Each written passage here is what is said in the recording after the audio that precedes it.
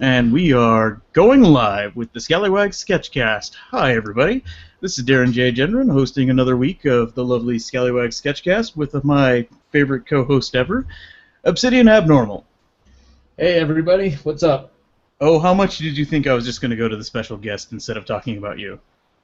You always talk about me first. Okay, so you accepted the fact that you're my special someone at all times. Well, I'm the co-host. Okay, well let's talk about our special guest here, Mr. Shawn Coss. Say hi, Shawn. Hi. How are you? If we had an audience, they'd be laughing. Yay! Yeah. I am not. We're not going to go down the route of getting the cheesy built-in sound effects. Like canned laughter and that shit. That ain't happening with us. No. Oh, I'd love that if we had that. Yeah, I just want booze the whole time though. After every time I Just talk. booze. Look at this motherfucker working already. All right. Booze and crickets. Yes. Yes, booze Okay. and crickets. All right, we've got O laying down some lines pretty early here, and then we got Shawn. Shawn, you got your canvas ready. Yep. This week we have a special topic, as I think those that have already clicked on the YouTube link have already seen it, and, it's not like we have to hide the topic at this point, because if you've looked at the page that you're watching us on, you've seen the topic. We will be doing a memorial to H.R. Geiger, who passed away this week. Yes, very fucking sad to me. So we're going to start it on a complete downer note, and we'll try to pick it back up right now. And I'm going to show everybody my lovely face again as we turn on the battle clock. Yeah, We me and have- Evan just said fuck the clock. We just started going. Yeah, and I'd be like, dude, the clock matters, people. I'm going to start it. You can't stop me. I still. faster than speed of Darren. Oh, screw you guys. The clock matters, damn it. Oh, the clock. Yeah, we'll let you believe that. The battle clock. It's what Okay. It's what Darren brings to the table. I bring the ability to look at a clock and make the audience look at a clock. There Well, you then, are, shit, audience. That clock should be much fancier then. It is so not fancy, too. Yeah, we spare no expense in that. I don't think we put any expense into this show. But yeah, what? Well, those internet that are- costs money. I pay Yeah. monthly for my internet. I can see that. Yeah. For those new viewers, the battle clock will have 90 minutes on it. Our two competitors will battle to the death, doing the same topic of H.R. Geiger-inspired art. And at the end of it, one of them is going to die. It'll probably be me. I'm in Ohio. I'm It's- dying inside already. It's also probably Shawn, considering that you need me for the next show. Yeah, we don't do repeat guests here. When we're done, we kill you. There's your spoiler alert. Spoiler. That's I how. died in the end. Yeah. Shawn dies in the end. Okay. We want So- you to sacrifice for your art, Shawn. That's what we're asking. So, Shawn, tell us a little bit about yourself. What do you do? Why do you think you're on this show? Because you couldn't find any other guests, so you came to me. Okay, well, is it honesty time? Is it honesty night? Did I miss it? Because that dog in the background doesn't know how to draw. Well, actually, that dog in the background's name is Candy, and I'm pretty sure she would appreciate it if you respected her. Okay, Candy. Learn how to draw, and I will respect you. She hates Oh my God. cats. Could we get a drawing dog on the show? How great would that be? What?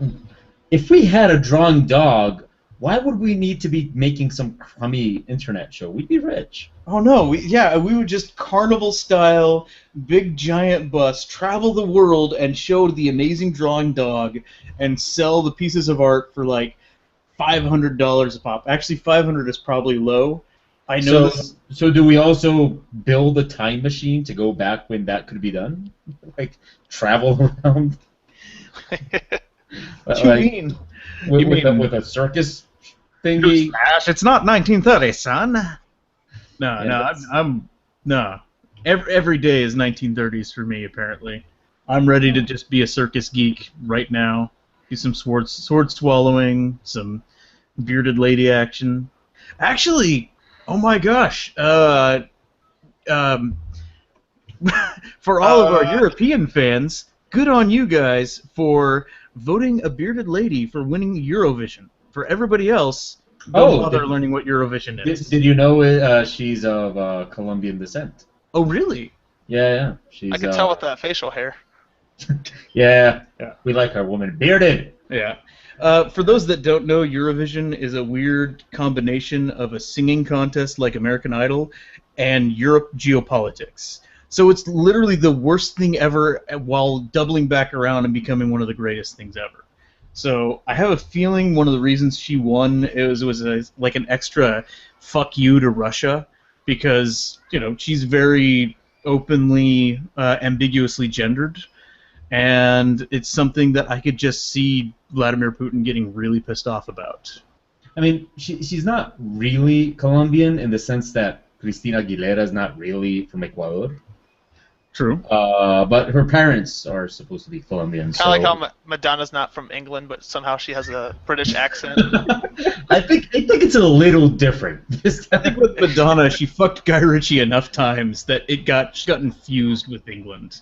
I think that's what happened there. The thing is, Madonna just declared herself English, even though nobody in England wanted her. So she just kind of arrived one day and said, "You are my people," and they're like, "No, we're not."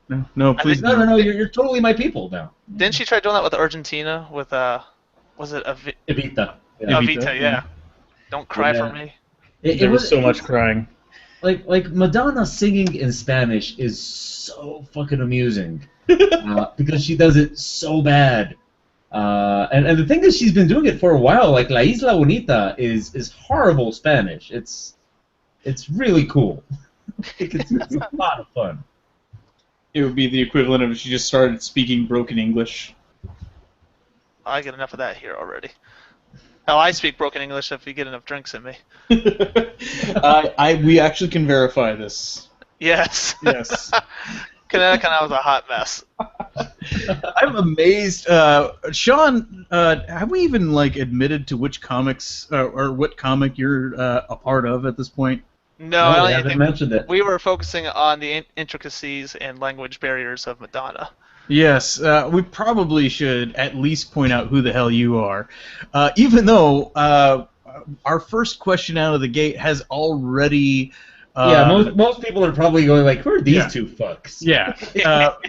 But here's the funny thing about this, I'd like to point this out. The first question out of the gate is, "Hey guys, question for Shawn. How do you get away with so much dark humor on your Cyanide and Happiness comic?" I don't know what that comic is. I don't know those words. Is it Cyanide?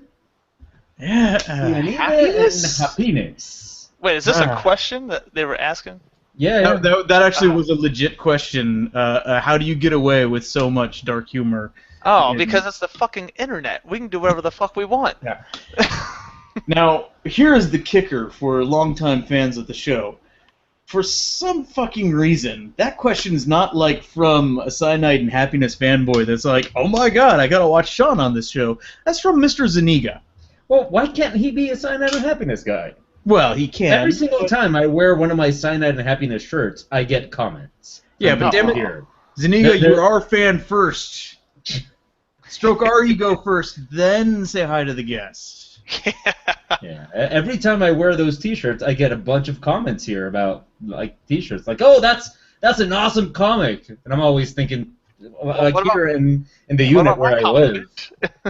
Yeah, here in the unit where I live, I get that comment all the time, "Oh, that's an awesome comic. I read it too." And on the inside, I'm going "Well, I have a comic too, It's do you draw dicks and Hitler raping my grandmother all the time? No. And they're like, "Oh, well." Not interested.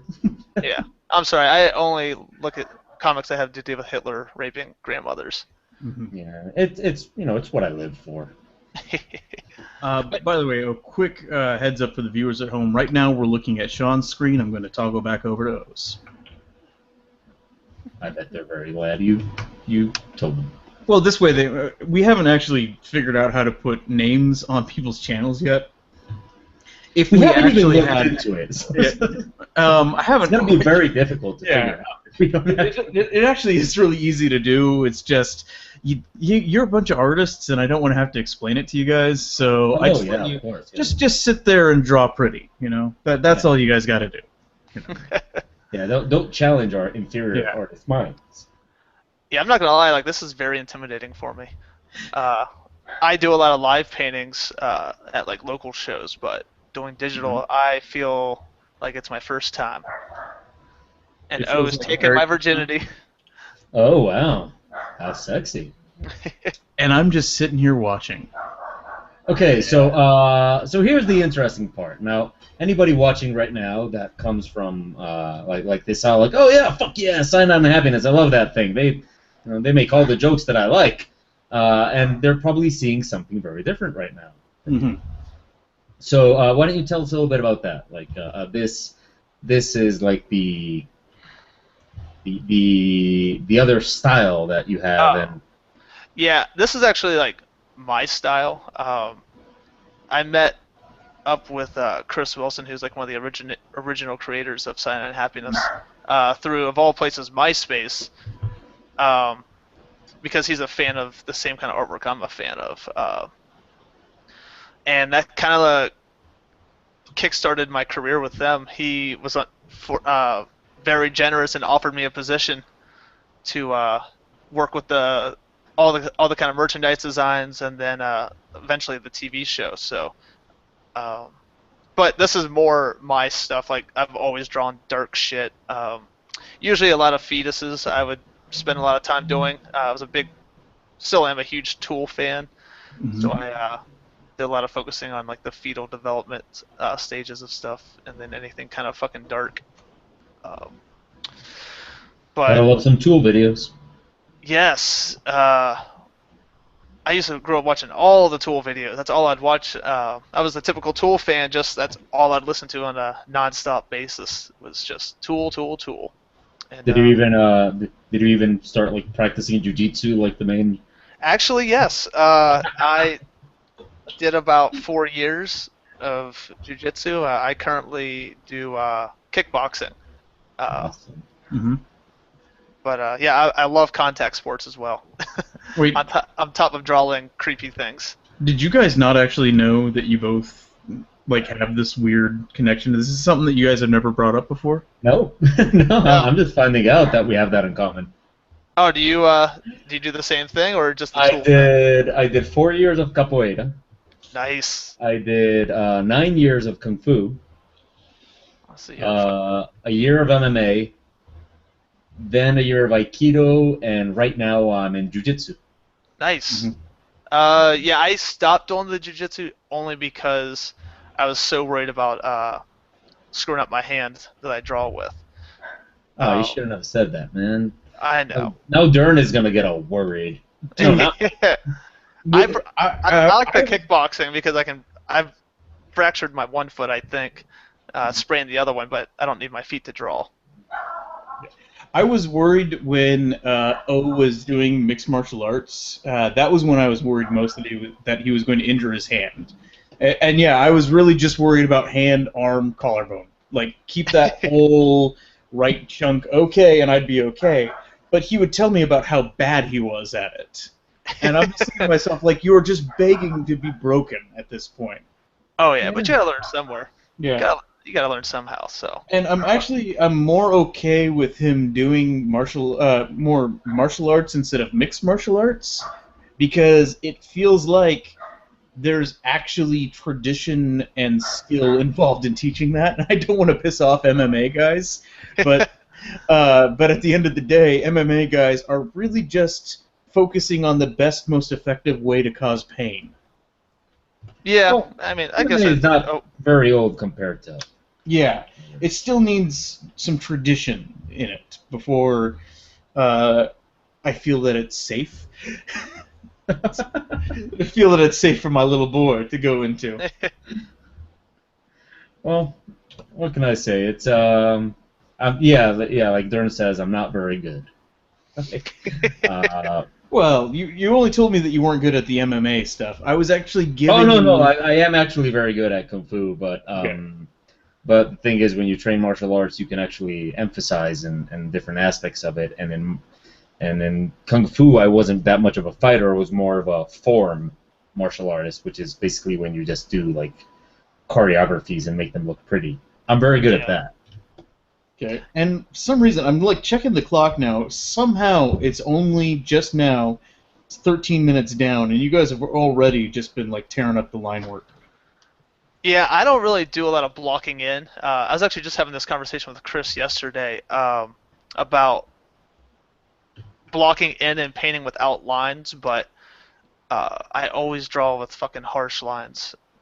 And I'm trying to kind of get out of that trend, but I'm still kind of stuck in it a little bit, as you can see. Well, you don't really have to. I mean, yeah. I always like to once it try to. works. I always try to learn like new styles. Oh, okay. I always want to pick up like I guess new techniques, kind of like like martial arts and stuff like that. So like that's why I kind of got back into the digital artwork. Probably like this month was actually the first month I started really working on my digital painting. But I still feel like there's a lot more I need to do and learn. Well, tell us about your art experience. Where do you come from? Artistically, what have you done? Have you studied? What is? Okay. Well, I did not go to school for art. I actually went to school for nursing. I have a degree as a nurse. I actually knew that. You told us about that. Yeah, but I think we talked about the it. people listening don't. So. Yeah. Well, we know this, so clearly everybody must know this, right? No. I was just being reminded. So. Okay. But I never went to school for it. My dad was an artist, and he wasn't like a famous artist or anything like that. But he always drew, doodled, whatever the fuck you want to call it. And that's what I would do all the time is I just spend every waking minute creating some kind of artwork. Somehow past high school, because I was always doing artwork instead. I was skipping class every time to go sneak into art, just to work on shit. And the art teacher was very cool about it. So, actually, go ahead. So which side disappointed your parents more? Going to school to become a nurse, or not using that degree to become an artist? Actually, my dad was the one who kind of gave me this lesson of, because I always wanted to be an artist, like a professional artist for as long as I could live, be a cartoonist for Pixar or something like that. Mm-hmm. And he was like, being a successful artist or even a sustainable artist takes a lot of work and a lot of luck. He's like, so why not get a degree in something that is a sure thing? That way, if you can still do art as a hobby, and if it happens to become something that becomes successful, then you at least have a fallback plan. So I went into nursing, Mm-hmm. and as soon as I graduated, it was about the same time I met Chris, and he brought me on board. And my dad So you actually got that luck shot right then, huh? Yeah, it literally was one of the most luckiest things, I guess. I always tell people who ask me, like, how do I become a professional artist, like, to my status? And I said, dude, it was fucking luck. And Chris, hard work. I mean... Hard work, yeah. Yeah. But you'll never get Chris to take credit, because I always tell him, like, he's the reason why I'm at where I'm at, where I get to do my dream. He refuses to take credit for it, but if he didn't email me on MySpace, I never would have went out to meet him in person, and we never would have built this friendship. Right. Honestly, that's the thing that cracks me up about your whole Cyanide and Happiness crew, is that you guys are some of the most fucking humble, polite, professional people we ever meet. Well, okay, outside of our Canadian artists. I mean, the Canadians just crush you in those departments. Oh, yeah. But, Canadians are just overly friendly and always apologetic. Yeah. I mean, you get the Canadians, you're getting, like, the Drowtails couple, you're getting Lar, you're getting Alana Pete, so they're very polite people, so, yeah. But it's Alina, but okay. Sorry, yeah, shocker that I can't pronounce a name. But you guys, it's such a dichotomy between how you guys behave and actually being good people, and just the sheer horribleness that you have brought to the world. Well, I mean, honestly, we're doing stick figures for a living. Anyone could do it. Anyone can draw a stick figure. So we really do appreciate the fans that come to us, because obviously without them, shit, we'd be drawing stick figures while busting tables or something. So to come off like an asshole to our fans just seems counterproductive. I do think it's awesome though that you guys that impressed me a lot. That you guys seem very much aware that you draw stick figures. And, I mean, it's not like I'm expecting you not to notice, but like there are other artists on the internet that draw stick figures that don't seem to be very much aware of it. I mean, there's a couple artists I've met that I used to be a huge fan of. I won't name any of them, but when I met them in person finally, they just were just the biggest pricks I'd ever met. Like, they felt like they were like curing cancer, and it just really it just made me disgusted with their artwork just altogether because of how they were personally. Like, there's more than a few times that I've gotten sad because I haven't had a chance to meet a hero, like somebody who really inspired me. And then every now and then I think about those couple times where I do meet that hero and they just tarnish their image for me. It's like, did you have to do that? I mean, more often than not, I find that very creative people that do stuff that I'm interested in tend to actually be good, if sometimes crazy people. So one guy I will name who's been just, we're not necessarily, I wouldn't consider us friends, like we know each other, but Dave Carrera of Zero Friends is a phenomenal artist and is one of the most down-to-earth artists I've ever met, to where we would BS for up to an hour on artwork when he could just say, dude, I don't have time, I need to get back to doing whatever. And he took the time to actually hang out with me, who just, I was fucking fangirling all over him. Yeah, that's actually one of the things I love about the few times a year I go to a convention, is that you get to meet these people that make the stuff you love, and normally, like, I have had my limited experience of meeting one or two people that I said, like, well, that's kind of disappointing. I admired you before, not anymore though. But normally, yeah, they're just awesome people, and it makes them even more awesome. Oh yeah, when you have that, a positive experience with them, like, it just makes you appreciate their work even more, I think. And I think we try to. I genuinely, coming from like a fan standpoint, with Silent Night Happiness, and I was a fan beforehand. I used to watch them, read their comics all the time when I was in school. So I approach it as a fan first. So, like, I would imagine, like, okay, so if I'm a fan, how would I want to be approached by, like, my favorite artist? So I try to keep that in mind when they talk to me. And, sometimes they bring up, like, a weird question, or they say something that's kind of awkward that they may not have meant to come off as awkward. It's just they're nervous. So instead of making them feel like like they fucked up, that I just try to keep in mind, like, hey, they're fans. They're just really nervous. They're, so let's just show them appreciation. And I mean, on the flip side, we have to remember that when we are meeting these creators at these conventions, that sometimes we're just in a bad mood behind the table. I mean, that's really hard. Yeah, I do my best to, like, be there 100% and be energetic, but I never know if I'm ever going to get, like, maybe some guy is going to stand in front of my table and just show me his ass for 5 minutes until I finally tap him on the shoulder and ask him to step aside, please. And if you come up to me, like, immediately after I just get an ass out of my face, I might still be a little grumpy, and I always worry about that. So. Yeah, that, I feel like, I don't know, the conventions, I feel like you're on.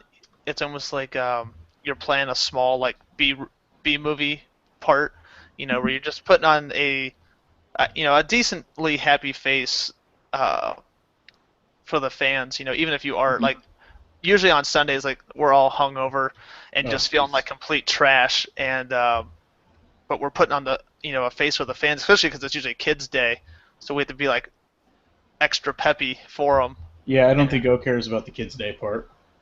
I heard he loves it. I think, hey, but you have to admit that even in spite of my disliking kids, I behave and I'm nice to them at conventions. You don't openly ask them how much to buy them. I'm hungry. Yes. Yeah, it's kids come up to us, the How few that much? do, and How much to late term abort you?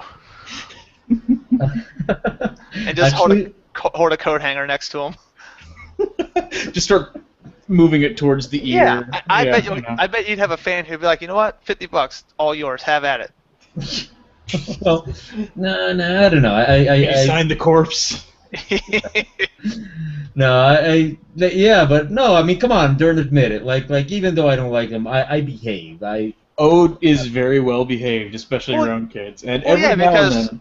it'd be counterproductive if it would hurt the image if you're Yeah. coming off like a complete asshole, Yeah, Every now and then, he even gets to be a big softy about some of these things. One of my favorite interactions that we just had recently, and by recently I mean like 2 months ago, because that's the way my brain works, is we had a fan send in a picture of their two sons reading our comic, and apparently it was like an 8-year-old and a 4-year-old, and the 8-year-old would read out the page, and they would get excited, and that was the first thing they had to check every single update morning, and they would read the page, and then the two of them would race to find the hidden ninja in each comic.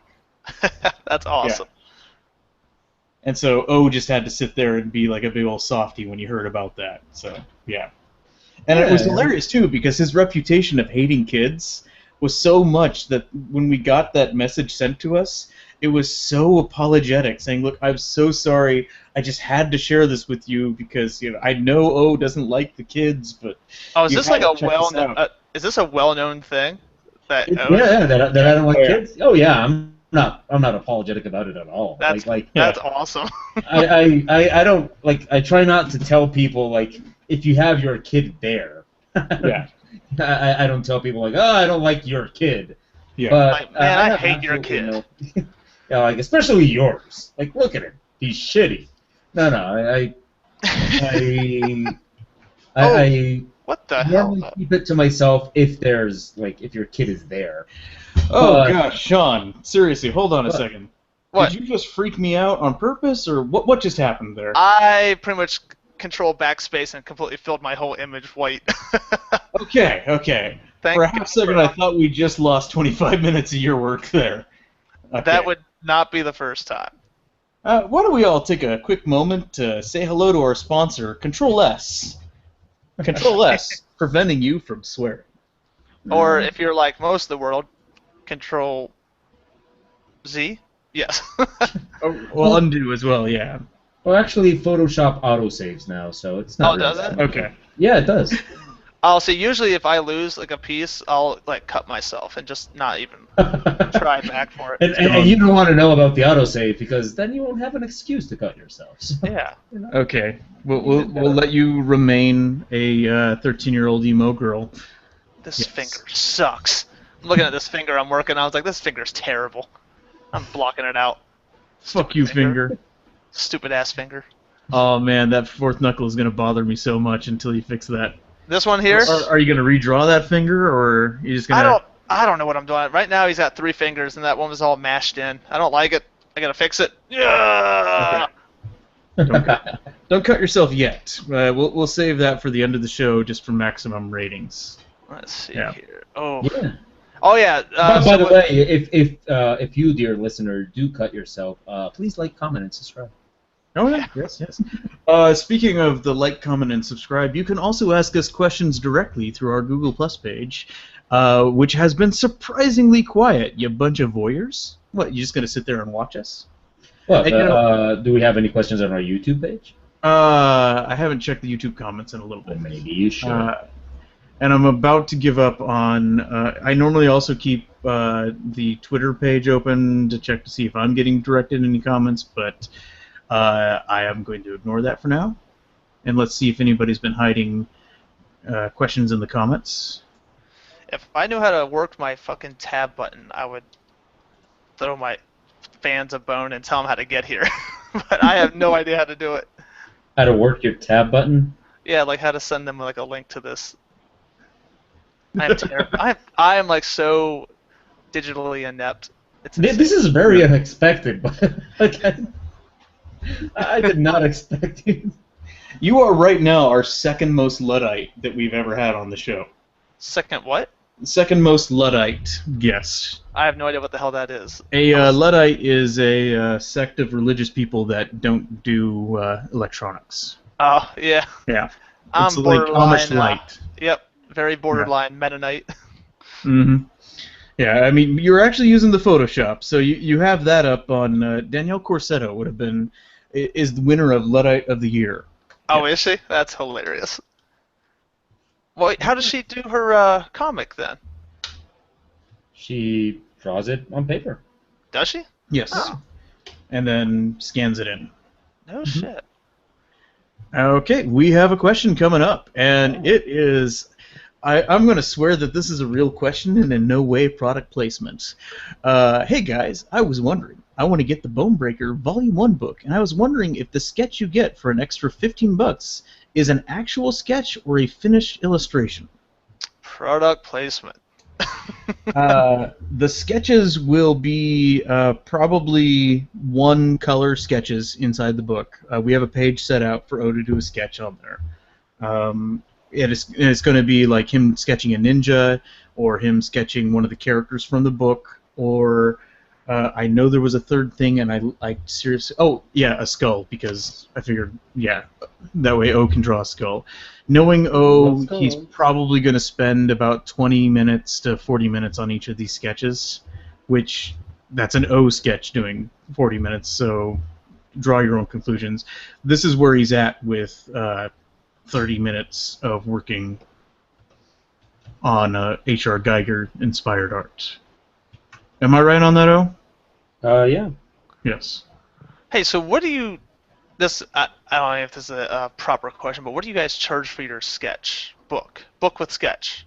When we did a sketchbook, we did a sketch collection called Night and Day, where it was... I think he's asking about how much the book cost with a sketch. Oh, Yes. The book cost with a sketch, I want to say, is $35. Okay, that's Yes. roughly what I charged. Yeah, our book will be, it's about 130 pages, I want to say. I got this in front of me right now, actually. It's 132 pages, 108 of those are colored pages.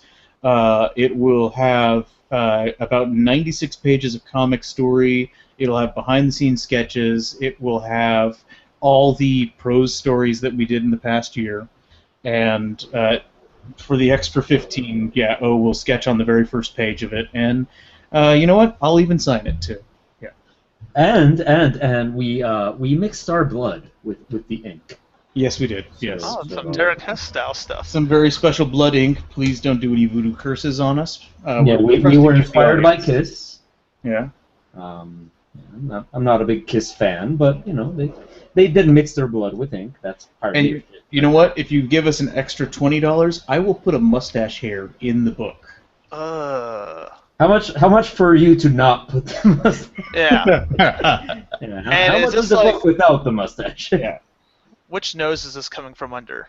The one down below, or? It's the proper mustache. Yeah. Well, so the down below. Yeah, that's what I was gonna say. Yeah. Well, I waxed both of them. That's really okay. Did I just break O? Okay. No, you didn't break. I mean, you know, I hate mustaches anyway.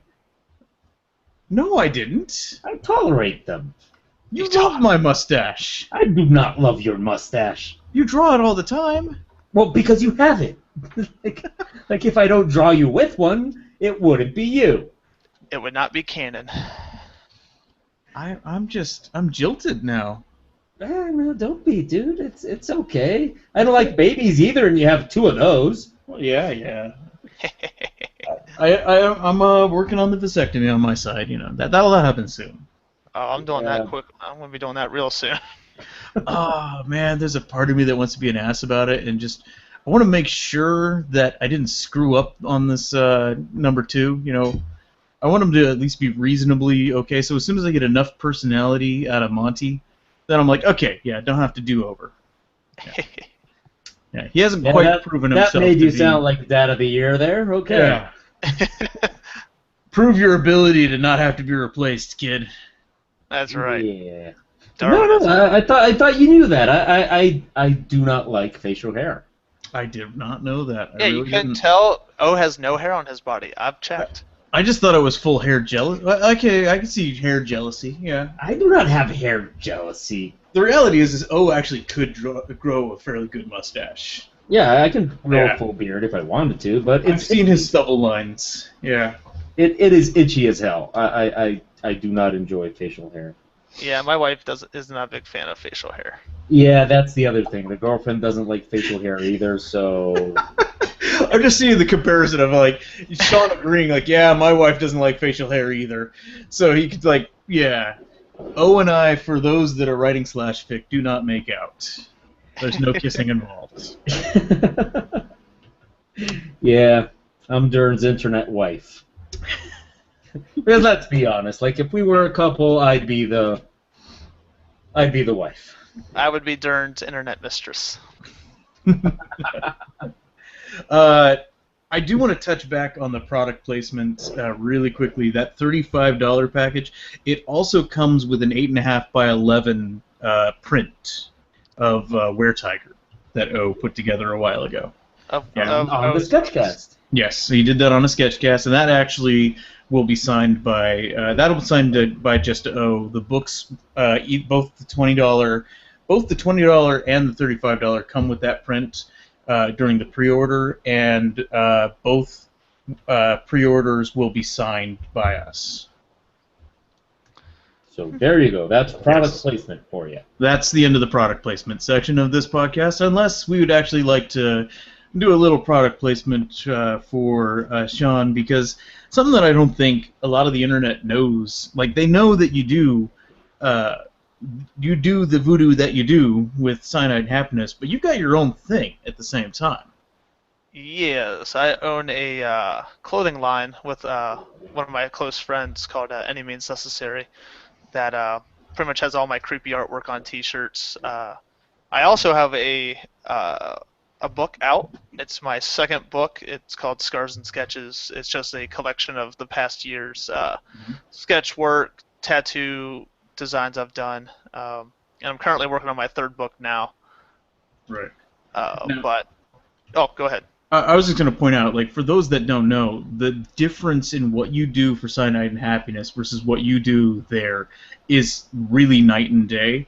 And we were really impressed by that art. Honestly, if you were just an artist on Cyanide and Happiness, like, we love you guys, but you got to show us a little more than that. Like, that's not why you got on the show. It's actually because of your own personal portfolios, and we knew we wanted you on the show before this week. Like, you were on our short list, but then when we decided, wait, why don't we do a Geiger Memorial show, we didn't have to ask you if you were a fan of his work. Yeah, you can pretty much tell. Yeah, we assumed. My mom raised me on Aliens, every Stephen King movie out there that came out. So when people were watching, other kids were watching cartoons and stuff like that, I was watching horror movies.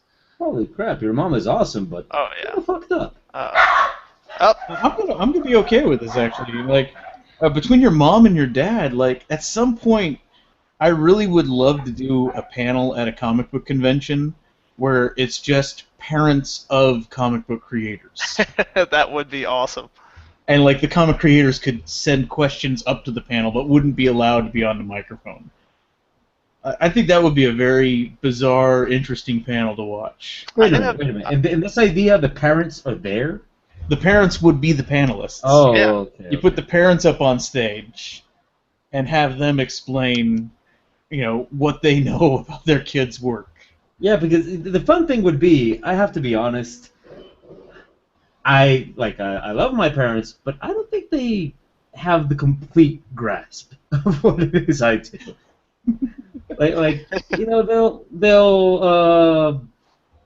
They'll kind of they see what I do and they like it, and every now and then they'll comment on something that I do. Like just the other day, I uploaded some image that I actually wasn't even happy with.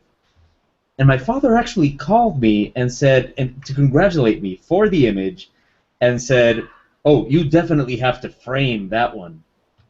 I'm like, "Oh, I didn't even correct him. I was like, okay, yeah, sure, yeah. I considered for a moment explaining to him that it was just like a digital sketch, like something that I just did in a moment there or anything like that. But then I just said, you know what? Thanks, Dad. Thanks. That's really nice of you. I don't even think my parents understood what I did until they came to a convention. I flew my mom out to Emerald Con to kind of show her the city, but kind of show her also like what I do. And I don't think she realized like the work that kind of goes into one doing a convention alone. Like conventions, I think people just assume it's just it's a vacation. They don't realize like, how much work actually goes into it.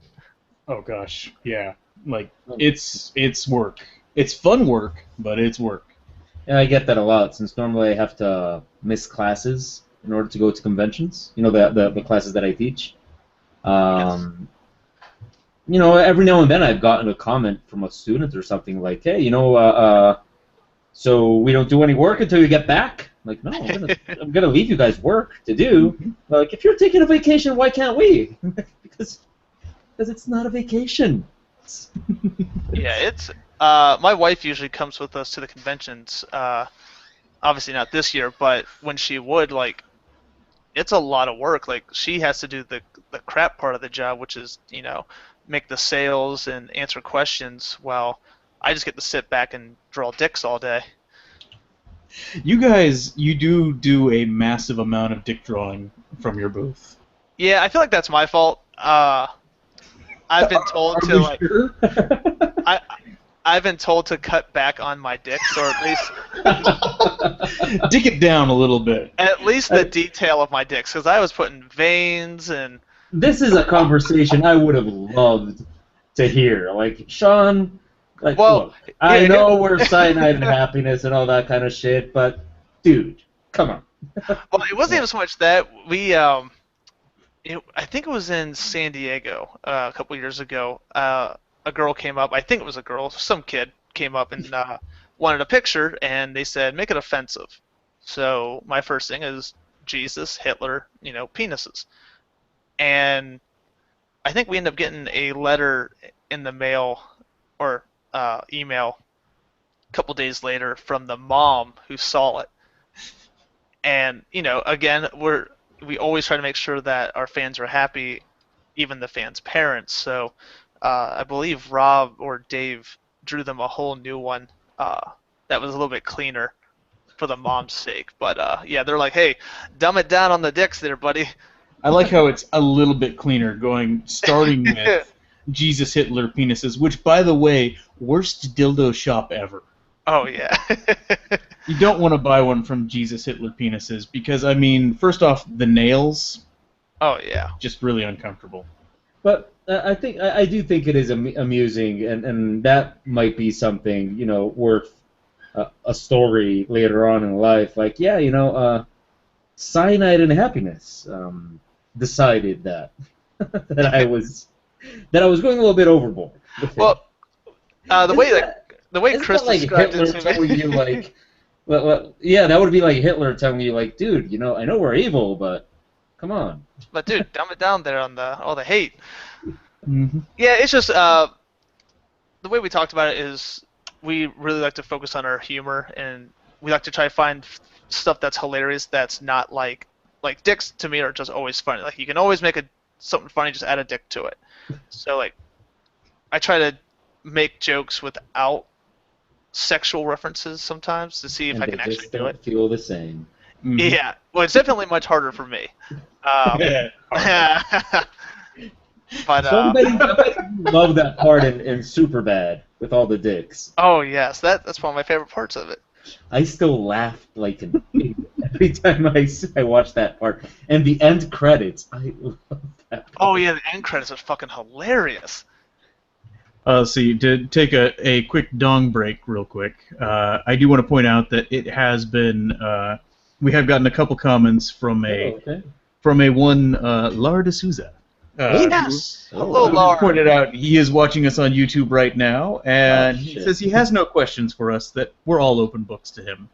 Oh. Well. Yes. Laura is one of the most coolest people I've ever met in like all of the people besides you guys.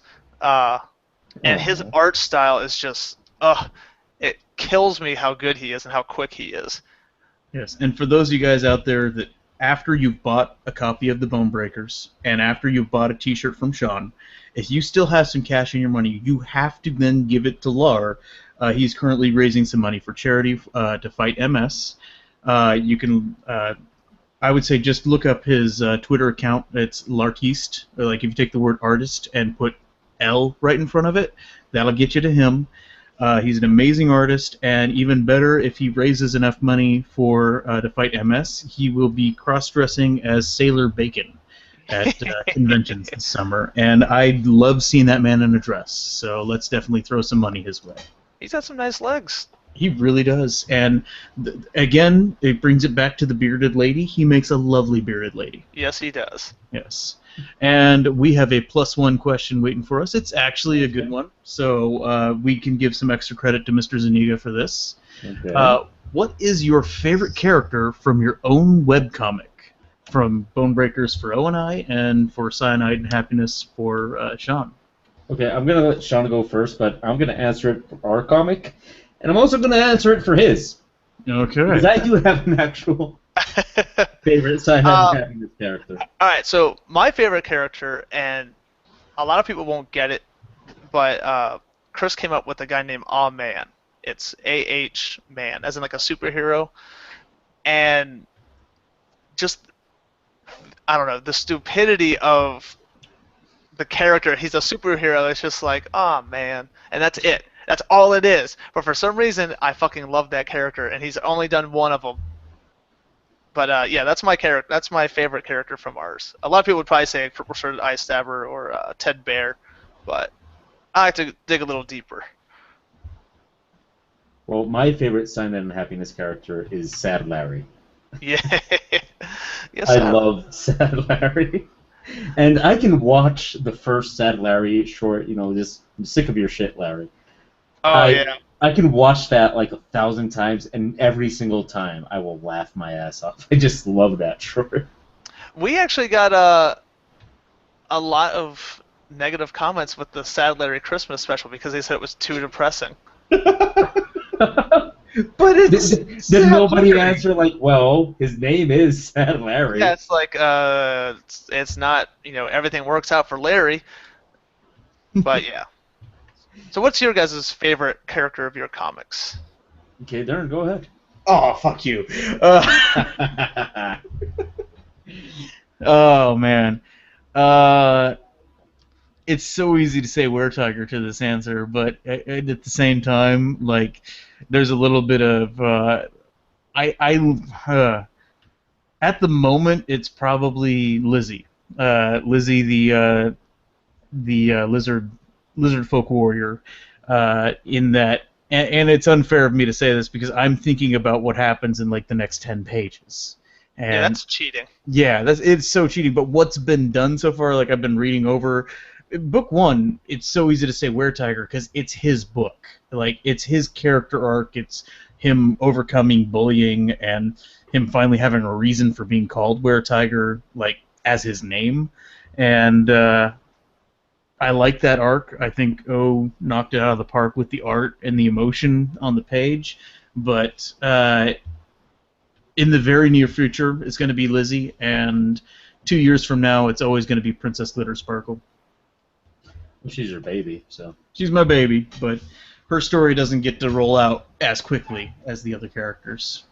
I guess in my case, I have different favorite characters, if that even makes any sense. I have characters that are my favorite to draw, and I have characters that are my favorite just as a character. Now, my favorite character to draw from the comic is probably I love drawing Lizzie. Lizzie's a lot of fun to draw. I really enjoy her shape and her expression, especially how challenging she is. I like her shape too. It's a lot of fun, and I love the whole concept that we have where Lizzie is a beautiful woman, and it just really works so well for me when I draw her. She's a lot of fun, At the same time, I love drawing Elf. He is probably the one I'm most constantly excited to draw. I love him because he's such a dick. So I love like his facial expressions. It always gives me a chance to give it like that subtle something underneath where you can tell that Elf is not happy with anything and he doesn't approve of anything and anything like that. So I really enjoy drawing Elf a lot. Also because I guess my favorite character would be Elf in general. It's just because there's so much to him. A lot that we've shown. Where basically he's just so filled with secrets, so I enjoy him so much. Because it's just like this...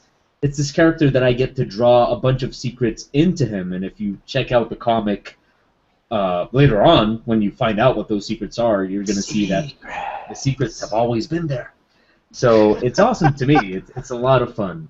There is a secret thing hiding on page motherfucking 1 of Bonebreakers that it's not going to pay off until, I think, about next year. I think it's next year. I'd have to look at the calendar, but it might be late this year. Yeah, so I guess that would be... I guess in the end, my favorite would be Elf. He's just an asshole, and assholes are so much fun to draw and to write and to make and to work with. Not in real life, though. Assholes are kind of assholes in real life. So. Just a quick disclaimer for those listening in and wanting to look at page 1 with that secret hidden image. It is in the book, The Bonebreakers. It will come back online at thebonebreakers.com. We are just in the process of repairing our archive at the moment. Actually, I almost have that ready. You know what has been keeping me back from uploading all the archives at this moment? Is it me? No. It's the Sketchcast? The weirdest thing. Uploading 2,000 plus comics. Who would have guessed? It takes a while. It's a bit of a strain on the resources, you're saying. Yeah. You start uploading them to the server, and the server eventually gives you a message of like, no, dude. Screw you, man. Just Dude, go away. That's just too much. Just leave me alone. Okay. Yeah. So who would have thought? Yeah. Server don't like that. Mm-hmm. So yeah, that's what's keeping it. But actually, it's all more or less ready to kind of put online and start testing it and polishing. It was a very... It's been an awful couple of weeks. Yeah. Oh man. I've actually been... I'm like, there's nothing I can do about our website woes from where I'm sitting. So I've actually been getting just these really lovely panic attacks, like right in my sternum. And I'm just like, fuck you, stress. There's literally nothing I can do to help on this. I've been getting a lot of questions actually this week regarding this whole situation, and people telling me like, "Hey, do you recommend getting a website?" I'm like, no, I do not. I do not recommend getting a website. Like we've like commissioned is gonna be 10 years old this year, and like I've had a website since the beginning. It would be very, very difficult for us to not have a website anymore. I'm sure even I would have a panic attack. Gosh. If I suddenly did not have a website. Oh my. Question. So, Darren, you've had all this trouble with your website getting dropped. I noticed that Hello with Cheese is also down. Is that for the same reason? No. That is not for the same reason. That's on a different server, Darren. That's all on you. No. I guess I get to do some stressing out for a reason now. Oh my gosh. Oh man. Induced. Well, this is one of those when it rains, it pours. Oh my gosh. Well, you need some rain out in California. You got all those fucking fires. Oh jeez, yeah, we got a bit of a drought out here right now. I mean, it just like cooled down this weekend, so it's going back to being, fuck you world, I live in California, but yeah, it's been dry and hot this past week. And weird. I don't know. I'm getting used to this whole... Hot and weird. Well, yeah, it's LA weird. Like, I went to a webcomic creator group this morning, and on my way into this group, oh, it wasn't a webcomic, it was a comic creator group, and on my way in, I got stuck in a traffic jam, and it was the most Hollywood reason for a traffic jam ever, is that they were shooting, and the helicopters were coming in for a low flyover. Have no idea what was shooting, but something looked interesting, good action, and I'm just like, can I get mad at this traffic jam, or do I just, suck it up and deal with it? And then I get to, like, the meters group, and naturally, like, half the people there are screenwriters. And, they didn't, like, try to get me to draw their screenplay into a comic. They were, cool about it and not trying to, like, find an end to getting their movie made. But between that and then I did nanny interviews a week and a half ago. One of my nannies has an IMDb page, or one of the nanny candidates, or nanny dates, as I call them, and then realized it immediately sounded like I'm dating my nanny, so I stopped calling them that. I think I technically could have an IMDb page now. Yes, you could have an IMDb page, given that that nanny date had it because of a student film that's on YouTube. That was its screening. So you guys probably should get a IMDb page at some point. Oh no, I'm gonna actually my artwork's in a new Stephen King movie next year. Oh. Yeah. Damn. Did you just break an NDA, or can we actually? No, I didn't break any NDA. I just can't show any of the artwork. Okay. But yeah, it's a new Stephen King movie that comes out next year with John Cusack. Wow, that's impressive, man. Guess where they found me? Fucking DeviantArt, out of all places. They found me on DeviantArt. Which, if you've been to DeviantArt, there are far better artists than I am out on there. I don't know. DeviantArt is... Like, I have a DeviantArt account, and I've never gotten anything from DeviantArt. And what people tell me repeatedly is, you just have to learn how to use it. No, if you draw fucking furries all day... you'll hit 1 million hits in no time. Yeah. Because I do draw furry pretty much. I was gonna say we technically are a furry comic. Really? We're Tiger.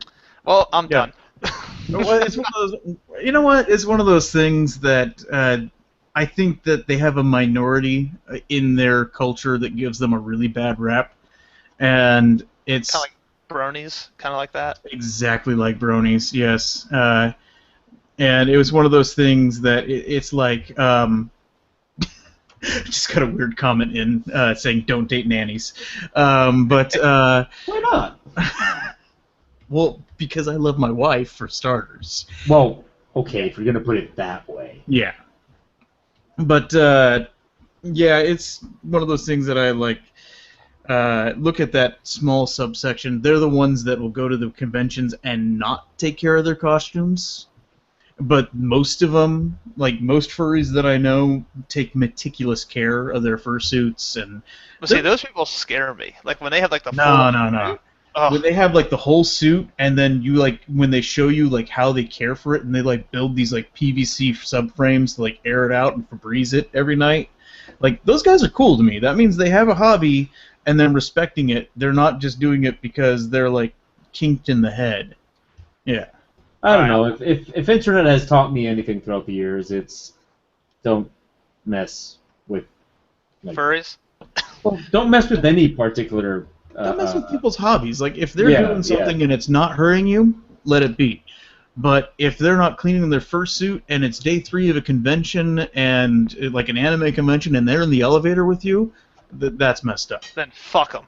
Yeah, that's happened to me once. There was a guy that used to always go to these anime conventions dressed up as Ninetales Fox, and I got stuck in an elevator with him on a Sunday, and I was contemplating murder of myself. See, I feel like Ninetales Fox, I've seen like a sketch of that character or like a commission. I feel like it's just like a rip-off of Tails from Sonic. Well, unless we're talking about the traditional. Yeah, I was going to say, if you check out our book, The Monster Numbers, available this June, you can find out that the Kitsune no Kube is actually a traditional Japanese character. Nice. Oh, hey, by the way, thank you again for the ABC Monster book. Oh, yes, the Monster Alphabet. Yeah. Greatly appreciate it. I love the work. Yeah, we should probably point this out that O, in his hatred of children, has now illustrated 2 different children's books. Yeah. He's like, yeah, shut the fuck up.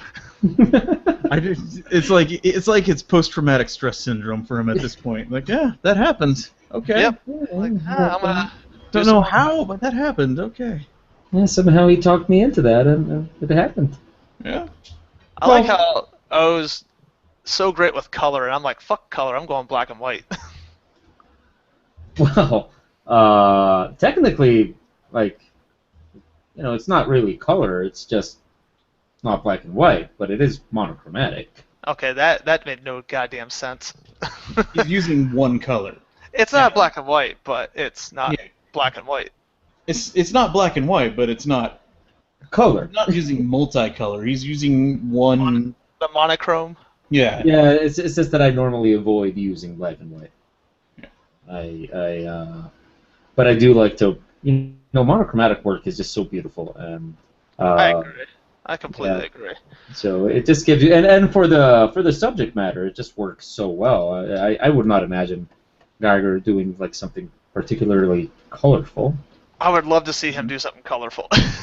That would be hilarious. Well, tough luck. I know, right? We're never going to get to see H.R. Geiger, Willy Wonka, and the Chocolate Factory. You know what sucks, though? Like, really is, for what he was known for and the way he went out, is just fucking how shitty life can be. Okay, Shawn, I read the news. I know a lot about Geiger. I have not been able to read any details about his fall. I don't really know too much about what the actual fall was, but it says that's what has me intrigued. But usually at that age, when you take a fall, even just breaking a hip at like 70-some years old, could be pretty fatal. He was 74, yeah. Yeah, it's like to the elderly. Not to mention any kind of internal bleeding if they couldn't stop it. Just a fall in general. But there was a politician who just died from falling in the shower. I think he was going up against Clay Aiken or something. Yeah, he died like a couple hours after losing to Clay Aiken in a primary. Yeah, so he might have like forced himself to die. Like, you know what? I can't live on like this. Isn't Clay Aiken a singer? Yep. Yes, he is. He is currently on hiatus while he runs for a seat in Congress for North Carolina. And more power to him too. I mean, I don't. Sure. I feel like anyone should be able to do politics because I mean. Yeah. I'm not against him having a political position. I was just making sure it was. Oh him. no! I hope his political position is as fun as mine. He actually was on, I want to say, Colbert recently, and he actually has a platform. So hooray to that.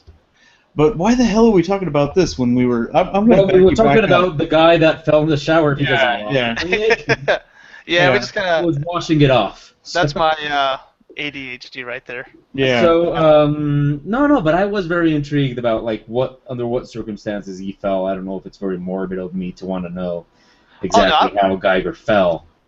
And I'm kind of the same way with like wanting to know about death just in general, like especially if someone that I looked up to. You kind of want to learn everything about like how it happened. No, it's also because like every single news report that I read about it would say like that. It's so sad that he had to die that way. I'm like, how the fuck did he fall? Yeah, unless his like wife pushed him down the steps in like this vicious battle, then more power to him. He lost the battle, but at least he went out like a warrior. Yeah, like I'm thinking like dying of like a heart attack or a stroke or something like that. That's kind of like. It's not a very metal death, but dying of a fall. Yeah. There's something a little bit awesome about that. Like, you can at least picture him, like, jumping off the top rope of a wrestling ring and doing a flying elbow that went wrong. Yeah, he's just like, fuck it, I'm going full lines. Like, I'm just going to go head first. Bucket lists! Well, the thing is, when I started reading all this news and all that, I started to notice several things. One of them was I had not seen a photo of H.R. Geiger, like a recent photo, in a very, very long time because and I'm sorry, like I don't mean to be Oh disrespectful. no, he did not do well at all. But I'm like, I didn't remember Geiger being that fat. Like what the? Yeah, I feel like I don't know. I feel like I've fallen into that thing to like I try to be active, and I always worry that because my job is an artist, I just kind of sit behind the computer. I Oh sit, yeah. and I'm like, well, shit, I need to make sure I'm staying active. Otherwise, I'm going to be some porker getting winded whenever I start up Photoshop. I think the other thing that I've really kind of I don't quite say enjoyed about this, but it has made us all look back on his work and actually let it kind of wash over us all the shit that he's done in his career. Oh yeah. Yeah. Just today, I was listening to Yahtzee from Zero Punctuation. He has a YouTube show that's called Let's Drown Out, where basically they just play boring video games and talk over the video game, over the boringness of it all. And they were talking about Jodorowsky's Dune. I was actually going to steer the conversation in that direction just to throw you a bone there, Oh. But yes. And I was thinking, man, I really want to watch that documentary now. Also because it's not just Geiger. There's a bunch of crazy artists there. Yeah. But I'm actually looking right now at a website called Geiger on Dune. At DuneInfo.com had a page on this about the unseen work. It also has a bunch of the other artists linked there as well. But this was the version of Dune that was in development before what's his name? Lynch got a hold of it. Yeah, Actually, it's because of the failure of this one that other one got made. Why did they not opt with Geiger's stuff? Well, because it wasn't specifically Geiger's stuff. It was Jodorowsky, which it either is or was. I don't know if he's dead. I suppose he's dead. People die. But the guy was a lunatic. The guy was a complete lunatic, and I'm not saying it in a bad way. Like, he was the artist lunatic. He's alive and well. Oh, well, he's alive and a lunatic. Yeah, he's 85 at the moment. So basically, it was just this guy. Like again, I'm just repeating what I heard on this other show. But for example, he decided that his son would be Paul Atreides, and so he basically made his son, who was about 13 at the time, train like for 6 months because he thought that he had to be like legitimately Paul Atreides. So he made him train knife fighting and stuff like that, and it was just like this crazy director, and he joined. He got like a bunch of weird but incredibly incredible talent. So he got, like, for example, Orson Welles was going to be in that movie, and Mick Jagger was going to be in the movie, and all that kind of stuff. So it really was kind of development hell, and it just didn't get made. They just didn't approve it in the end. They had everything to make the movie. All that was missing was to actually make it, and they didn't approve it in the end, and Lynch got it, and we got that other version of Dune, which is also pretty much insane, and also incredibly not like the book. So yeah, it's going to be insane either way. And then, Shawn, for you, I'm guessing you knew this one already, but bringing it back to Korn, you knew about, or did you know about Jonathan Davis's microphone stand? Yeah, I was actually, which it's kind of embarrassing to say now, but I was a huge Korn fan growing up. I still like Korn. Yeah. Oh wait, you still listen to Korn? We were talking Tool earlier. Yeah, I still listen to Korn. Yeah. Oh my God. Okay. Well, maybe it's because down where you live, like you just now got their third album. Because the whole trading export thing is a little slow. No, the intern and we listen to Korn a lot. Yeah, I respect the fact that for the style of music that they're even relevant still, because if you heard their first and second album, you're like, okay, they're a 1-2 album band, they'll be done. And they're like on their 15th album, I think. But yeah, I remember when he went on tour with that microphone, I just fell in love with it. Mm-hmm. Yeah, he's done some pretty interesting things. I've always wanted to go to a Geiger bar. That would Yeah, they're supposed to be building one out in Seattle in the coming couple years, and then I think one in New York City. But yeah, I definitely want to go to one of them. I'm literally clicking on the Wikipedia page just to check real quick where they are, because right now there's one in Chur, Switzerland, and Chateau Saint-Germain in Switzerland as well. Well, I know one was done There was one in New York. Well, there was one in Japan, but they actually made it without his consent, and they jacked up everything. So he, publicly vowed to, I don't support this, I'll never go to it, and it ended up eventually going under after a year, and they put like a couple $1 million into it. Oh, damn. But yeah, I mean, why not just get the guy's approval? Yeah. Also, apparently there were some earthquake-resistant engineering problems on that one. I can see that being a problem in Japan. But hands down, for me, the weirdest thing that I found out about in having this Geiger Renaissance recently was the Batmobile that he designed for Batman Forever. Yeah. It's not the one they used in the movie. Oh, because I was completely unaware that he worked on it. Oh, Yeah. he's worked on so many things, and not all of them good. I'm not. He basically made a Batmobile that looks like DNA, like it was a modification of like an X Beatles. chromosome.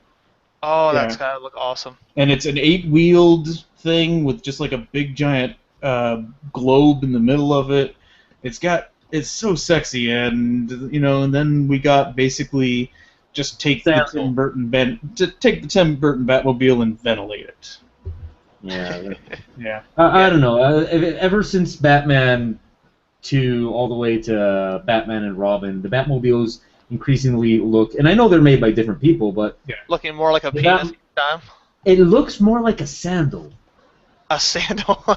Yeah, it just looks like a sandal, like something a giant rave going girl would wear, like something like that. But you the thing expect it to have the little coiled haircut coming out the back, and a pacifier around the front of it. Yeah, the thing about Geiger is, as much as I respect his work and everything, you don't hire Geiger for just anything. I mean, he has a very specific way of doing things. Where because for example, his design for Species was awesome.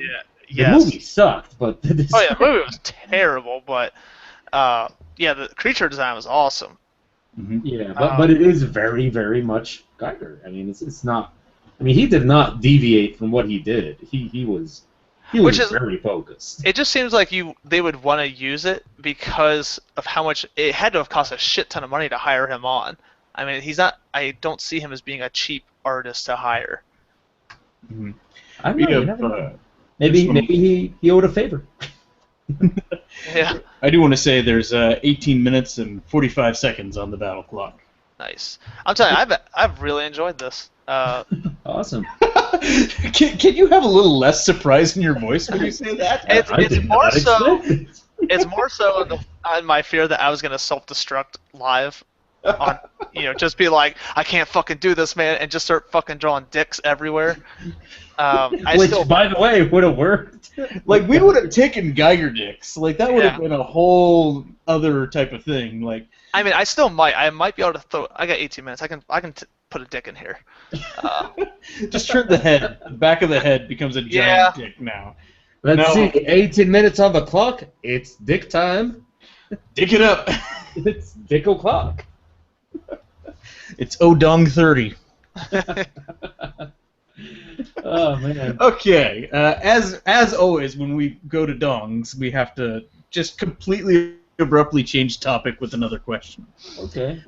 There's a technical question for O. I'm having trouble drawing. I'm having trouble with a drawing where I need to show the night sky, but it looks weird because of the values. Is there some advice that I can have for how to draw landscapes at night with stars and shit? with stars and shit. And I'm going to say that's actually a technical question for O and Shawn, because, Shawn, you've done a lot of background work. Am I correct? Yes. Yeah, so yes. I have no fucking clue what they're talking about, so I'm just going to shut up and let you guys answer. Well, it's actually pretty simple. Remember that values are relative. So what is dark on the in the foreground is not the same level of dark in the background. So what is in the background is probably going to be lighter, but remember that it's still dark for the background. That being said, night tends to wash away all the color because we need light to see color. That's the way the eye works. So normally at night, everything is going to tend towards blue, purple, and gray. So mixing that together, also don't forget that at night, the night sky is normally more illuminated than the Earth. So you're going to have a night sky that can tend to blue with a shade of purple, kind of dark, but just make the Earth darker.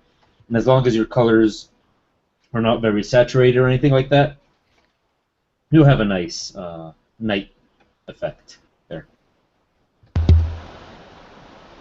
Whoa, what the hell? I don't know. I'm sorry, that was me toggling my microphone back on. So I hit the button a little too hard. Yeah, speaking on the night sky thing, the way I kind of work with backgrounds for the show is if I'm looking for a certain look on nights, what I'll do, which kind of takes a little bit longer, but because I don't have a lot of color theory backgrounds, I usually go online and I'll look up night skies or like a night scenery and use the color picker and kind of pick the colors as I go. Oh, I've got a trick for you. I'll show it to you later. Well, that's a bit of a tease. I don't know. I'll just at the end of the show, I got something you're gonna love. Okay, you'll actually show the audience. Or will you show the audience? Well, okay. Basically, it's a little function called color match. So you go to image adjustments and match color, and what you do is basically you have your image open, and you open up another image, and when you use match color, it basically adapts the colors of one image to that other image that you opened. Really? Yeah. Now, does it just choose the colors? Like where No, they go? like if you check it out online, I'll show you here on my screen. Photoshop. Well, you'll find a bunch of examples where they basically Photoshop match color. So basically, what you do is you open up, for example, here. Let's see this image. Okay, I'll zoom it in even though it's low resolution. So you see what they're doing here is they're grabbing that photo on the left, they grab this other image, for example, these famous paintings, they do match color, and you end up with this image on the right that has like Nice. the colors of the image they chose. So yeah, you can experiment with that, and that actually, depending on what you're doing and all that kind of stuff, that can be pretty useful. Oh, son of a bitch, we've accidentally become educational. Burn it all down. I'm really gonna take use to that. That's very cool. Thank you. You're welcome. Hey, we get technical questions all the time, Darren. What do you mean we accidentally became educational? We get technical questions all the time. We also have a question for our resident Geiger experts. Was HR Puffnstuff named after HR Geiger? Actually, they spoke about that in that show I was watching today. They said no. I'm gonna say I don't know. I think HR Puffnstuff has something to do with weed, and nothing to do with Geiger. But I have no clue. I'm not. You're gonna say that has any drug influence at all? No. All right, so I got my penis rocking here. Way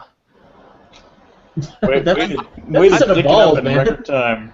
I feel like I did, that's pretty good in a couple minutes. I'm an expert at dick drawing. There's clearly some steroid use there because wow, is there a disparity between cock and ball size? But I would like to point out for those keeping score at home that took you less than 6 minutes to dick it up. And I think it's fun that he says like, but I'm no expert, dude.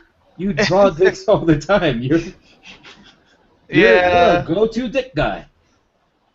I'm the resident dick guy. If anyone ever needs a dick on their sketch at conventions, they just pass the card over to me.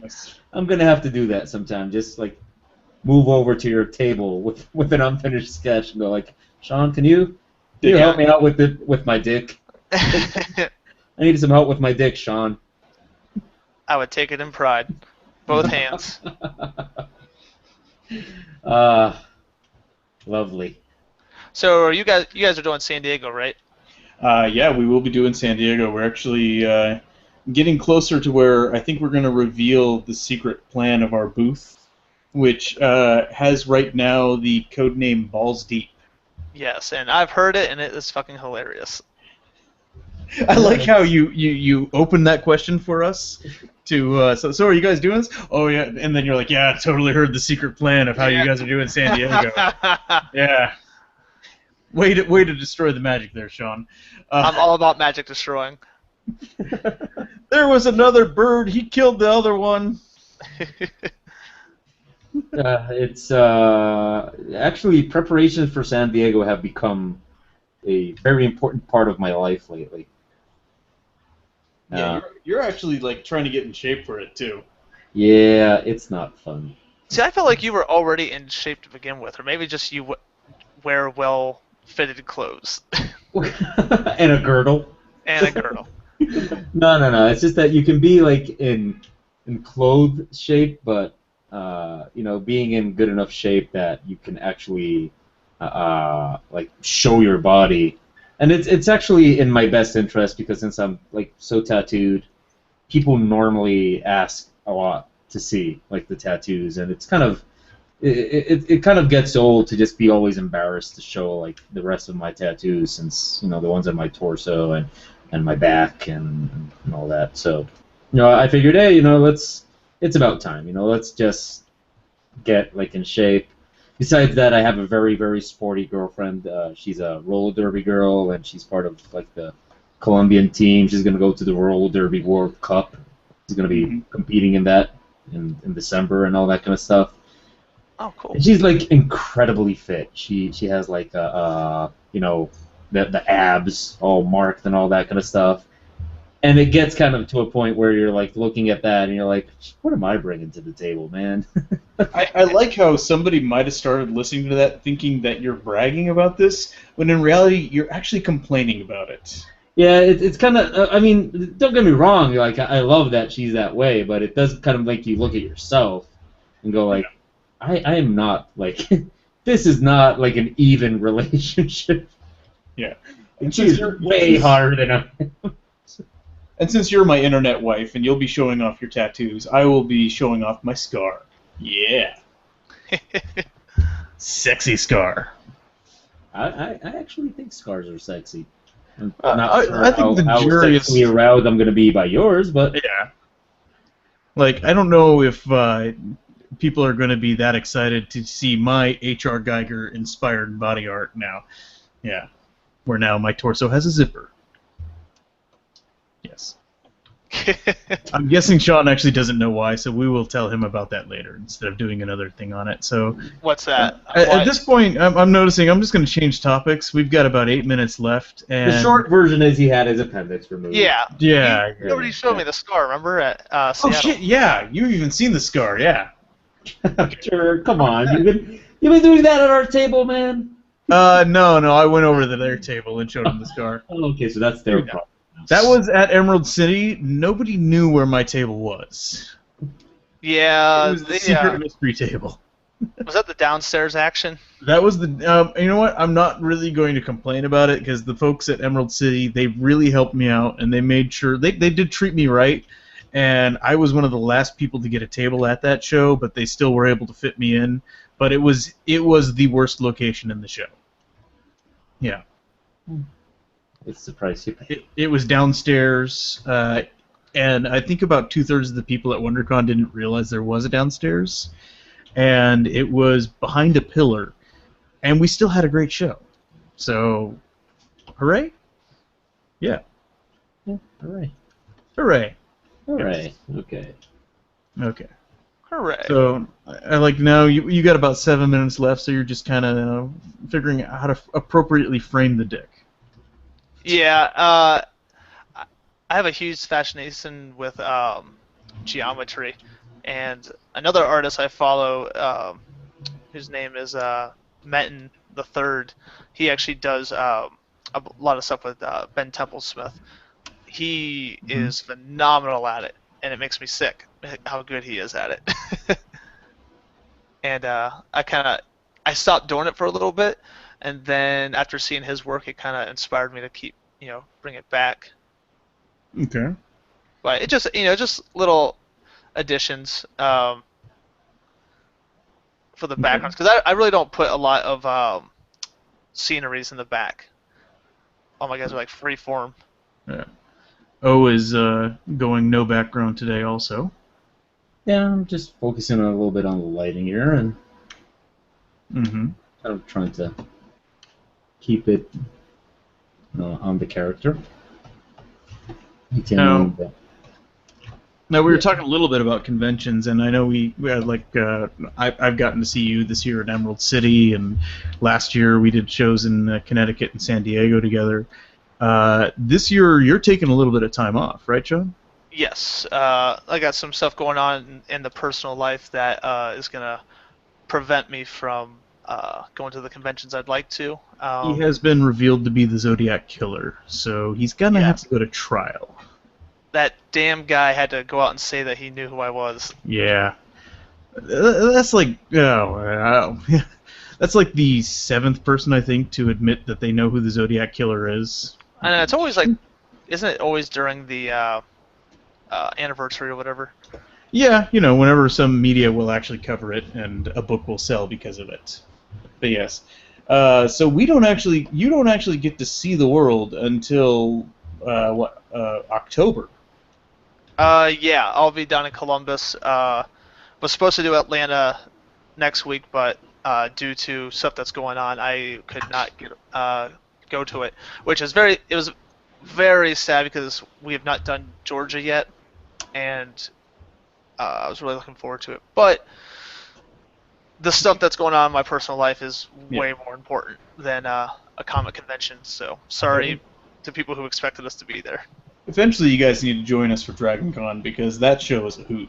Actually, we were trying to this year, but we missed. I guess we missed out, so we're gonna do it next year. Okay. But yeah, I try to get in. It's a quirky show to get into. Like it has its hurdles to clear, and yeah. I know some very talented artists that they've said, "Nah, sorry, we'll pass on you this year." Yeah, they are very. It's kind of like how Wizard World was. They didn't know who we were, and I kept saying, like, hey, we have a pretty good following. We'd really like to be, at this show. And they're like, we'll see. Like, what do you guys do? And I showed them, I told them the comic. They're like, oh, you do stick figures. I don't know if we have room for that. I was like, well, check our Facebook page out and just kind of take a look at it. And they look at it and they saw the 5 million likes, and they're like, we want you at every convention possible. We have no idea who you are, but people like you for some reason. Well, the one guy was like, oh, I'm a huge fan of your stuff, and I was like, I don't believe you now. But at the same time, though, they have been fucking amazing to us. Peter Katz, who's the vice president, I think, of the Ohio one, just bends over backwards anytime I'm there, and he introduced my sister to Norman Reedus of Walking Dead fame and Boondock Saints. And she got skip through the line and everything and have her little nerd girl moment. Aw. Yeah, it's gonna be a while before O and I go back to any Wizard World shows. If they roll out the carpet for us like they do for you guys, we'll consider it. But until then, we're not putting any effort to get to a Wizard World show. Yeah, we stopped doing them years ago, and I just the guys because I'm gonna do it on my own. It won't cost anything because I live in Ohio. Yeah. So Which pretty much anything we make, it's obviously a profit for us. Which, seriously, though, let's back this up for a second. Why do you live in Ohio? Oh, well, I originally was born in England, and then my dad was military, so we moved around a lot, and we finally landed in Ohio because that was the only place we could get a job. We were pretty much homeless, about to live on the streets and all that great stuff. And I just never left. We've talked about it, me and my wife have, but right now, when we take vacations, we go other places. If we leave Ohio and say like move to Seattle like we wanted to, all of our vacations would be coming back to Ohio for friends and family. So we didn't want to waste our precious vacation on coming back to this shithole. See, that's my theory about why people live in Ohio, is because Ohio is secretly the labyrinth of America. Is that people go there and they get stuck and they can't figure out how to get out, especially Columbus. Oh, you do. They just get lost in the maze of roads that make no sense. Columbus roads make no sense whatsoever. And you just give up and you decide, well, we live here now. That's pretty much it. I call it a wasteland. But the cost of living here is so fucking cheap. That's like a huge thing. So we could move to Seattle, and what I'm making now for a living, I could probably own like a pretty well put together shanty. For like Ohio, I actually have a house I can live in and sustain a family. So that kind of, the cost of living has a lot to do with like where our location is. I like to think of Ohio as where people go to die. Yeah, the North alternative to where people go to die. My sister lives in Ohio, actually, in I think Lexington or something like that. And I went there once. I see no reason to go back. Oh, other than visit my sister, maybe. Yes, I have very bitter memories of Ohio, and I had to drive through it recently, and I just was, oh, hey, and that's the battle clock, ladies and gentlemen, glowing nice and red and off and on, and why is it beeping? Stop it. I was letting you know. Yes. Okay. All right, let's take a look at still working on his stuff. So let's take a look over. Peter. No. I was actually cropping. I was cropping. Okay. You can crop. Okay. Wait. What? Shawn, we're on your screen, by the way. Oh, are you? Oh yeah, this is what I was doing for the whole hour and a half. Yeah. I like that last second. It's a twist. Like I would love to think that every single Cyanide and Happiness is a very carefully drawn 90 minutes of Geiger aliens with dick heads, and then at the last moment you do a couple extra lines and boom, stick figure. Well, actually, yeah, we have a Photoshop app that all the work that we put in, we're actually all like really good Renaissance artists, and we hit this app and it actually converts everything to stick figure work. It's pretty good. You try to draw the stick figures in person, and they're just all these like crackhead wobble lines, I think the more fun alternative would be that I would like to imagine that each one of those stick figure drawings takes about 2 hours or 3. Just really slowly making each line. Well, Chris actually did my avatar, and he is such a perfectionist. Like, he'll draw the same arm 60, 70 times until he gets it just right. It's insane. I'm like, dude, it's a fucking stick figure. But like, he will take his time, and I always feel like his characters are very, well designed for their, they have a very cute look to them. Oh, he's got to get it perfect. Okay, let's check in on, and I do want to say, except for the fact that he's a dickhead, it's a very nice, touching tribute. I love the chest burst of memorial smoke coming out. Yeah. I was going to start drawing Geiger's fat face, but I decided not to. Oh. Okay. That tribute just touched me in a weird spot. All right, and take us through this. Like, what What makes this a Geiger inspiration? I went with a female. That sound is me getting up from my chair. I use a lawn chair for my desk, so right now I feel very okay. So anyway, I went with a female form, which right there is kind of a Geiger inspiration, kind of the whole techno biological thing where it's kind of a mix of organic and technology. I've always loved all the tubes he adds to everything, and I gave her a very ambiguous crotch, where you don't really know like what that tube is doing there. So it's like this female figure that has a weird tube on her crotch, and I had started out with a kind of different body pose, but I kind of wanted to go with this. That is not very Geiger. Geiger kind of tend to his paintings kind of all felt like they were. I'm gonna get the pronunciation wrong here. I'm pretty sure.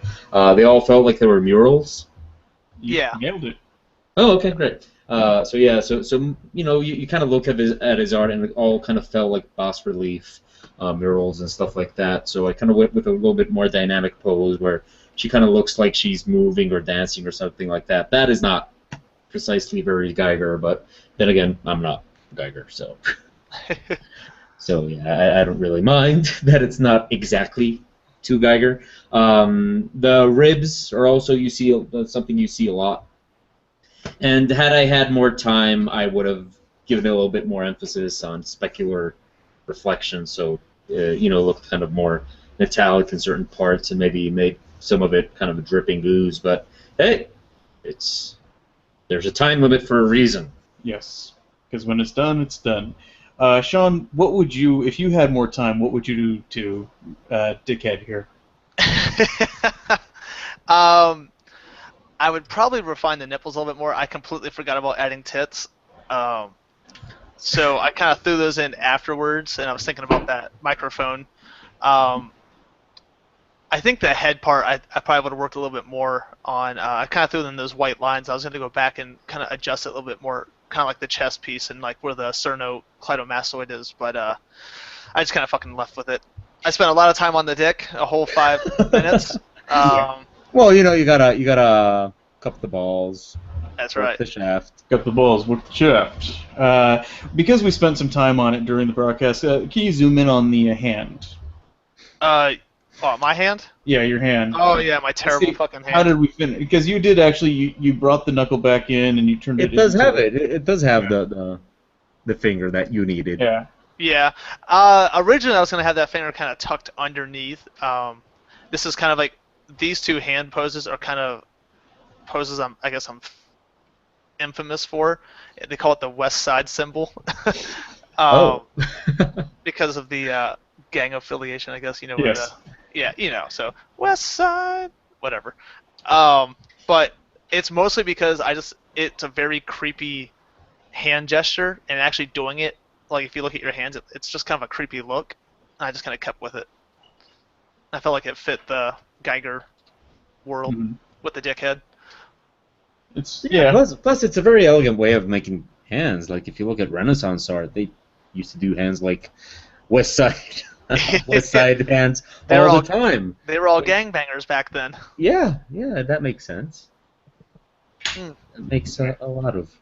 I was actually happy with the teeth. I have no idea why, but the teeth worked out for me, and I usually have a terrible time with drawing teeth. Yeah, they look very cool. I especially like the whole what do you call it? Like the shading you did in different parts of the face and neck and all that to kind of make it look like it had a little ribbing. Oh yeah, I wish I would have more. I don't know. Crenellations, I think, is what it's called. I think no. I have no idea. Gum line. Yeah, but then like on the shoulders and all that, it looks pretty cool. I appreciate it. I feel like you don't have enough dicks in yours. Well, there is the ambiguous dick tube. Yes. And look at it. I mean, she has it wrapped around herself. Mm-hmm. So she's pretty well endowed. I'll give you that. Yeah. yeah, and imagine the amount of spunk Wait, that could come out of that dick tube. can All you she has to. can you What? zoom in on her head real quick? Yeah, sure. Because I want people to see this. Okay, now to the left here, like on her temple, if you do a straight line all the way down to that tube, it looks like the penis actually went through her torso and is actually attached to the side of her head. Well, why not? Why not? Yeah, sure. She's getting mushrooms stamped on the side of her head. Well, let's imagine that she just has a lot of spunk. There we go. And so all she has to do, if you look very, very closely here on the dick tube, you'll see on the little side, like, you know, these little valves and stuff. So she probably just opens it up and lets lets it all flow through, and it all goes to her head. And I guess all that protein is great. Hell yeah, it's good for the hair. So once again, as we get Dong obsessed, let's turn to questions right now. We're going to say last round of questions. If you have any, send them in now through either the Google Hangout or the YouTube channel. And Mr. Zuniga would like to know, when are we getting Ninja Casts again?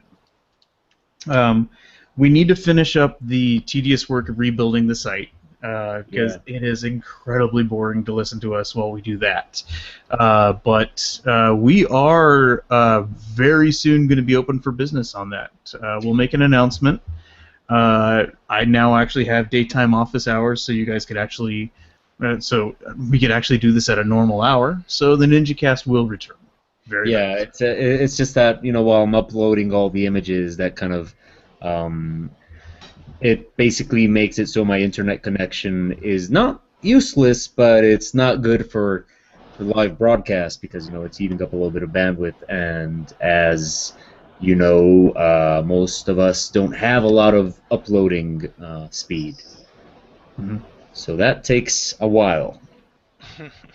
Okay, and I think that's going to be it for questions right now. Let's we already touched on this a little bit for you, Shawn, but your next appearance will be Wizard World, Ohio. Yep. And that will be Halloween weekend. Very easy to remember there. I love how when you do comics, like every holiday weekend ends up becoming a convention. Yeah. Like I did Easter weekend. I almost signed up for one on Father's Day weekend this year. Yeah. It's just a giant pile of those. O and I think, have the exact same appearance as our next one at this point. Yes, O has caught up to me on the calendar. Our next appearance will be June 6th, 7th, and 8th in Dallas, Texas, as part of ACON. Oh, nice. Rob and Dave will also be there. Well, fuck no. Really?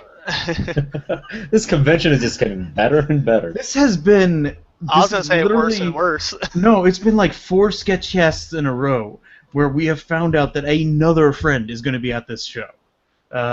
It's been humorous because we keep, we always ask who's going to be your next appearance. And yeah, so our dinner table is now going to have to be 50 people. It's going to be the whole damn Artist Alley at this point. So clearly we endorse this show and go check it out. And what are you showing us right now? No, I'm just kind of looking for an image that I don't know where I kept. This is just an image I made for a class I gave. Okay, I'm going to switch over to Dickhead then as we say goodbye. Say goodbye to this show and say goodbye to Mr. Geiger. Shawn, Hi, Dickhead. Shawn, give us a plug for something of a little bit more product placement, please. All right. AMNclothing.com is my clothing site. You can also get my book and also buy original art off me. And I work on this stick figure comic at Explosum.net. You may have heard of it. I'm not sure. I heard you have YouTube videos. I do have YouTube videos. I'm actually, in the way of I'm actually going to be doing online tutorials soon on kind of my style of artwork. I'm actually going to make artists worse because I have no traditional anatomy training. I just kind of draw it as I go. So I'm going to make a bunch of these artists just terrible artists. I'll thank you for that. Yeah, that's great.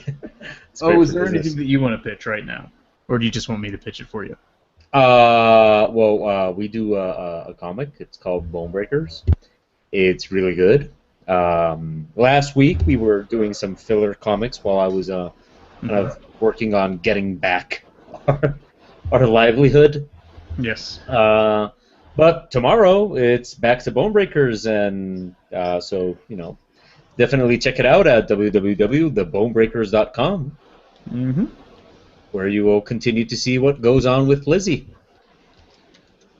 All right, and then for those listening that are looking for fun things to buy from us, we are currently doing pre-orders for the Bone Breakers Volume 1.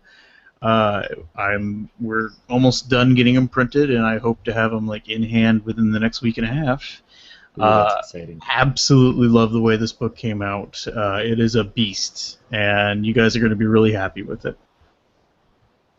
I'm acting like somebody else is going to talk after me to close it up, but I'm usually the one that closes. So, for Obsidian Abnormal and Shawn Coss, I'm Darren J. Gendron, and this has been the Scallywags Sketchcast.